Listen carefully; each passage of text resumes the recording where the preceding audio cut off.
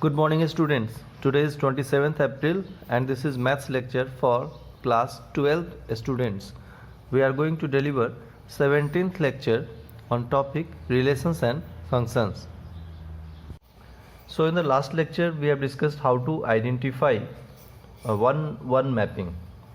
Okay, so see we have discussed that regarding how to identify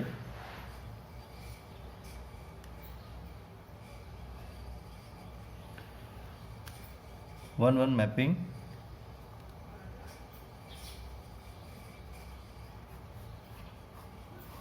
and there we have discussed to check one mapping we have three approach: increasing or decreasing approach,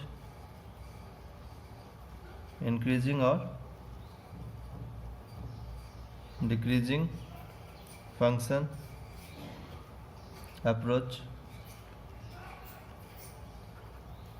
and second approach is, first one is this, second one is, first one is increasing or decreasing function approach, and second one we have discussed HLT test, horizontal line test, horizontal line test, and third one is analytical test, analytical test, f of x1 equals to f of x2 method. हाँ, तो देखो I think हम लोगों ने ये discuss कर लिया था कि इंक्रीजिंग डिक्रीजिंग फंक्शन अप्रोच क्या है. ये फर्स्ट अप्रोच है.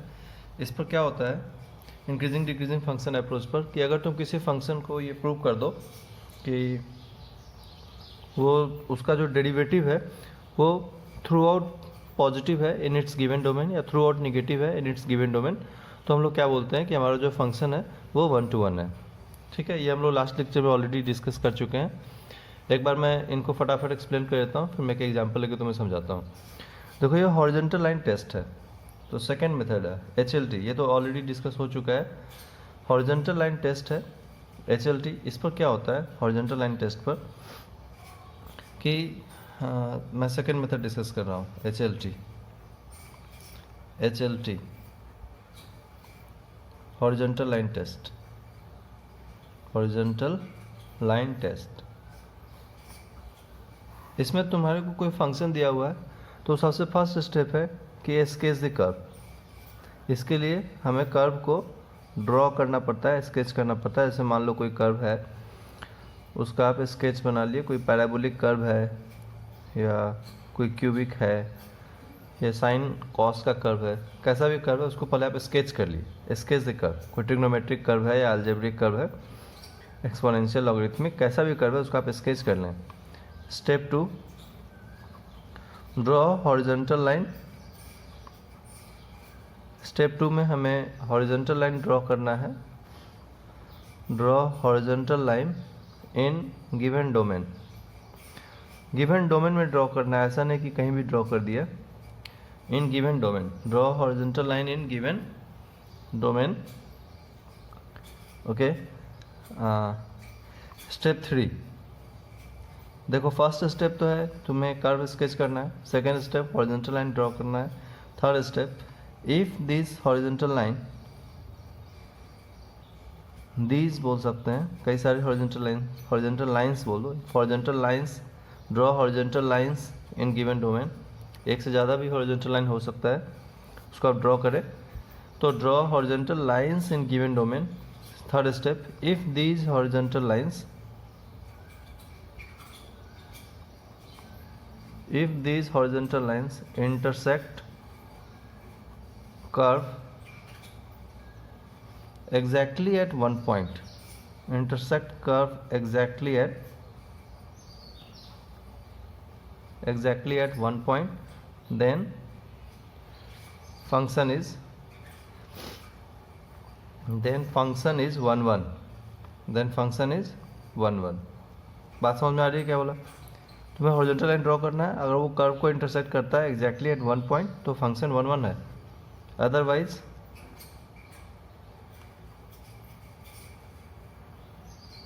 F x otherwise function is not 1 1। अगर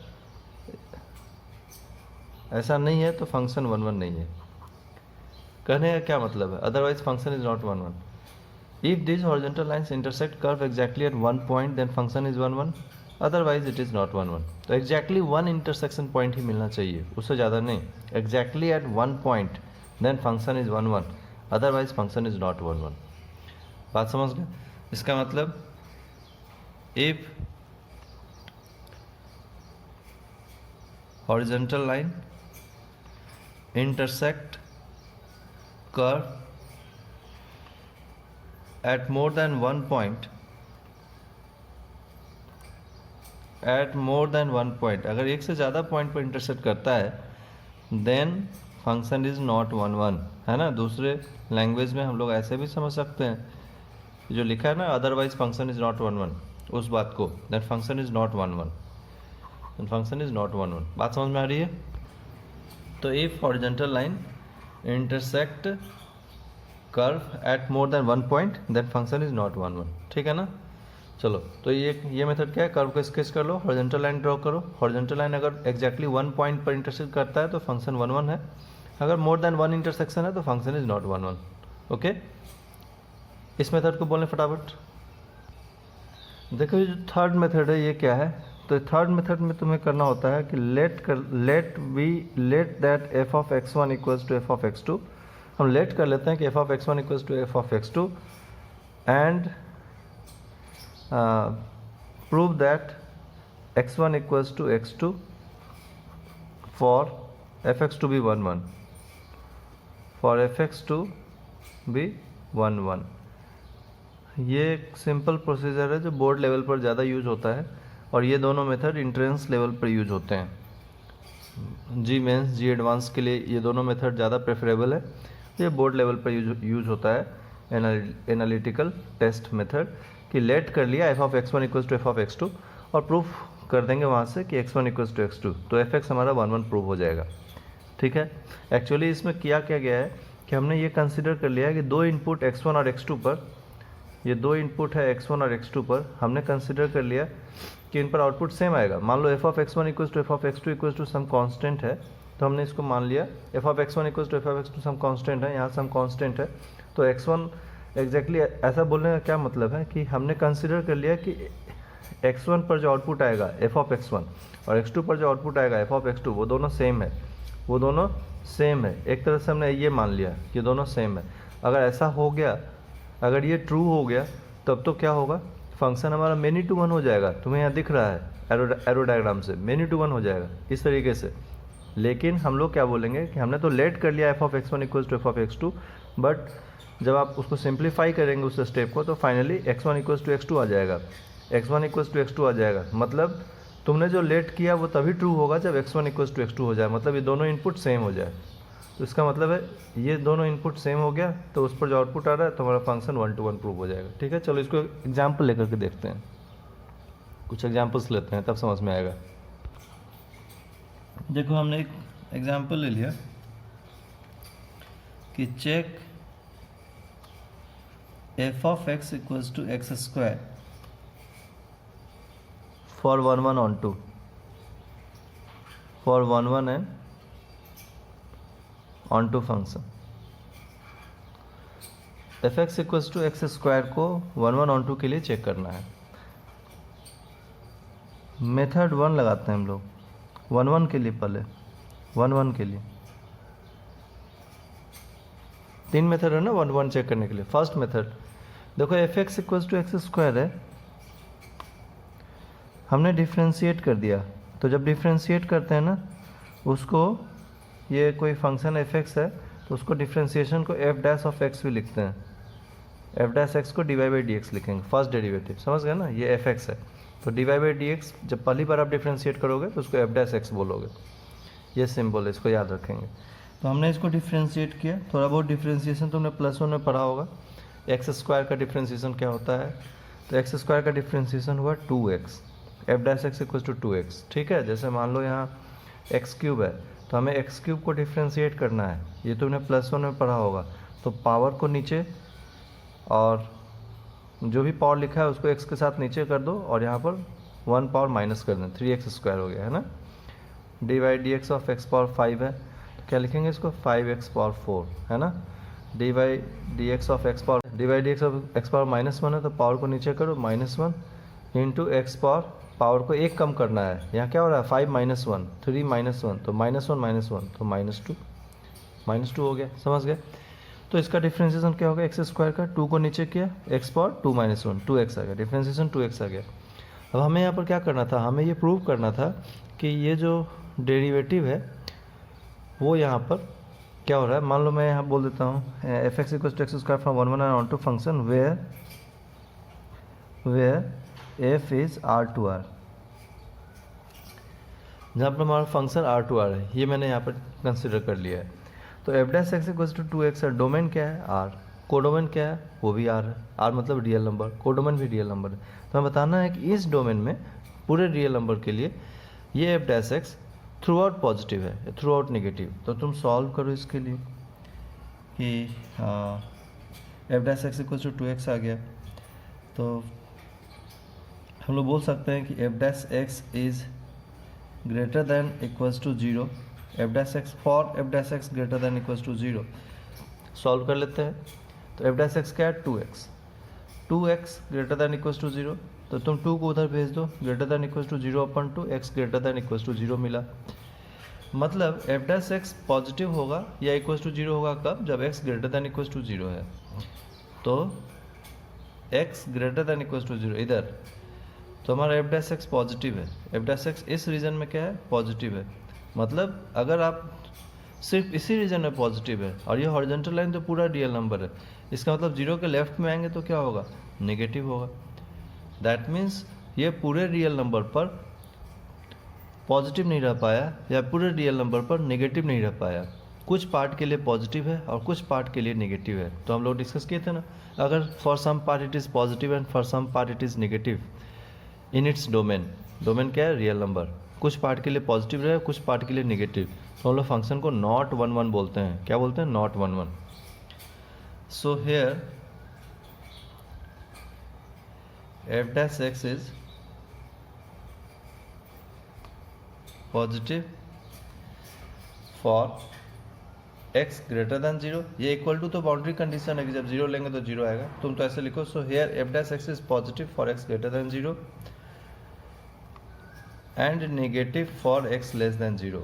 हमें बताना था कि पूरे रियल नंबर के लिए, मतलब थ्रू आउट इट्स डोमेन, कहीं भी चले जाओ ये हर जगह पॉजिटिव मिलना चाहिए, या कहीं भी चले जाओ हर जगह नेगेटिव मिलना चाहिए, पर ऐसा नहीं हुआ। ये पॉजिटिव है for x greater than 0 and negative है for x less than 0। So f(x) is not 1 1।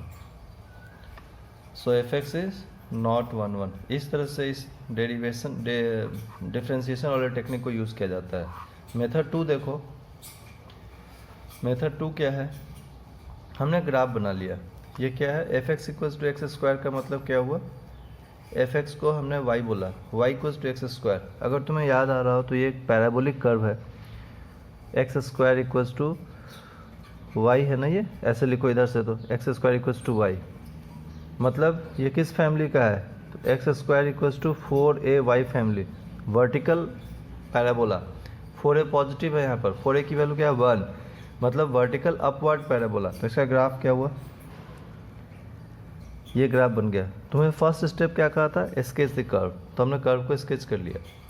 Second step draw horizontal line in its domain, कहीं भी नहीं ड्रॉ करना है, जैसे ये कर्व है तो तुमने नीचे ड्रॉ कर लिया, कर्व को कट करना चाहिए, ऐसे ड्रॉ करना है। तो कर्व इधर ऊपर बना हुआ है तो आप इधर ही हॉरिजॉन्टल लाइन ड्रॉ करोगे, एक ड्रॉ कर लो, 2 3 जितने मर्जी ड्रॉ कर लो। हमें तो बस ये चेक करना है, जैसे हमने एक हॉरिजॉन्टल लाइन ड्रॉ किया तो it should have exactly 1 intersection point. कितने इंटरसेक्शन पॉइंट होने चाहिए 1। अगर 1 इंटरसेक्शन पॉइंट है एग्जैक्टली तो फंक्शन 1 1 है, अदरवाइज इट इज़ नॉट 1 1। देखो कितनी आसानी से यहाँ दिख रहा है, ये 2 इंटरसेक्शन पॉइंट है कर्व पर। मैंने कर्व बनाया फर्स्ट स्टेप, सेकेंड स्टेप में हॉरिजॉन्टल लाइन ड्रॉ किया, हमें कितने इंटरसेक्शन पॉइंट मिले 2। ठीक है, तुम चाहो ड्रॉ करते रहो हॉरिजॉन्टल लाइन कई सारे, लेकिन एक ही बार में हॉरिजॉन्टल लाइन ड्रॉ करने पर हमें 2 इंटरसेक्शन पॉइंट मिल गए। तो लोग बोलेंगे कि as horizontal line as horizontal line intersect curve at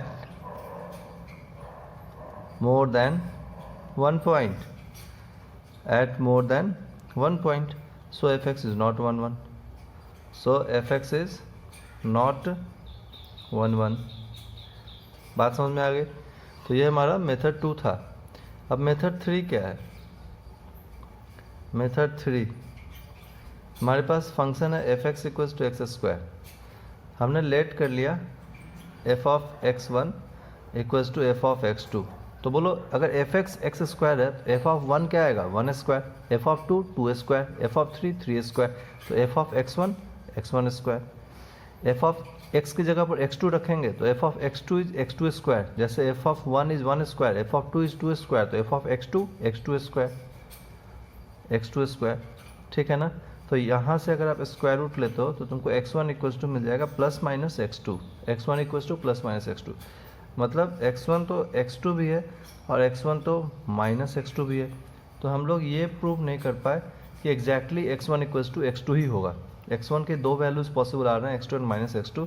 हम यहाँ पर देख सकते हैं फॉर एग्जांपल अगर हमने मान लो एक्स टू को यहाँ पर 1 ले लिया तो एक्स वन एक्स टू भी हो सकता है, X one minus X two भी हो सकता है। एक्स टू अगर 1 है तो X one equals to 1 and X one equals to minus 1। अब आप यहाँ पर 1 रखो फंक्शन में, एफ ऑफ 1 स्क्वायर आएगा, एफ ऑफ माइनस वन का स्क्वायर 1 आ गया। तो ये कैसा दिख रहा है? हमने देखो यहाँ पर एफ ऑफ 1 आ गया, एफ ऑफ माइनस 1 भी 1 आ गया, ठीक है ना। X one equals to X two को हमने 1 लिया है अभी, तो एक्स टू 1 तो ये माइनस 1, तो 1 और माइनस 1 पर आउटपुट क्या आ रहा है? एफ ऑफ 1 स्क्वायर, तो 1 दिखा दो। एफ ऑफ माइनस वन का स्क्वायर, माइनस 1 का स्क्वायर भी 1 ही होता है। तो इन दोनों पर सेम आउटपुट आ गया, इसका मतलब ये मेनी टू 1 है ये। तो this implies F x is, this implies आप बोल सकते हो, क्या बोल सकते हो कि function is, this implies F x is not 1 1, F x is not 1 1, F x is not 1 1। बात समझ में आ गई। तो 3 मेथड से हम लोग कोई सा भी मेथड यूज़ करें, ये हमारा इंक्रीजिंग डिक्रीजिंग मेथड है। मतलब डेरिवेटिव पूरा का पूरा पॉजिटिव आ रहा है या पूरा का पूरा नेगेटिव आ रहा है तब तो फंक्शन 1 to 1 है, अदरवाइज इट इज़ नॉट 1 1। इस मेथड पर क्या है? कर्व ड्रॉ कर लो, हॉरिजॉन्टल लाइन खींच के देखो, ड्रॉ करके देखो। अगर एग्जैक्टली 1 इंटरसेक्शन पॉइंट है तो फंक्शन 1 1 है, मोर देन 1 है तो फंक्शन इज नॉट 1 1। इस मेथड में F of X one F of X two let करके हम प्रूव करेंगे कि exactly X one equals to X two ही आ रहा है। लेकिन यहाँ पर तो 2 केस बन रहा है, उसको एरो डायग्राम से करके दिखाया तो ऐसा है, F x is not 1 1। Okay, ठीक है। तो आज हम लोगों ने डिस्कस किया कि 1 to 1 मैपिंग को किस तरीके से चेक किया जाता है। वी हैव 3 मेथड्स, हमने एक एग्जांपल लिए, और भी कई सारे एग्जांपल्स हैं बट वो हम लोग नेक्स्ट लेक्चर में कंसिडर करेंगे। वीडियो हमारा 15 मिनट से एक्सीड हो रहा है, then we will discuss it in next lecture. आज तो आप जाके इसको रिवाइज करो। Okay, thank you.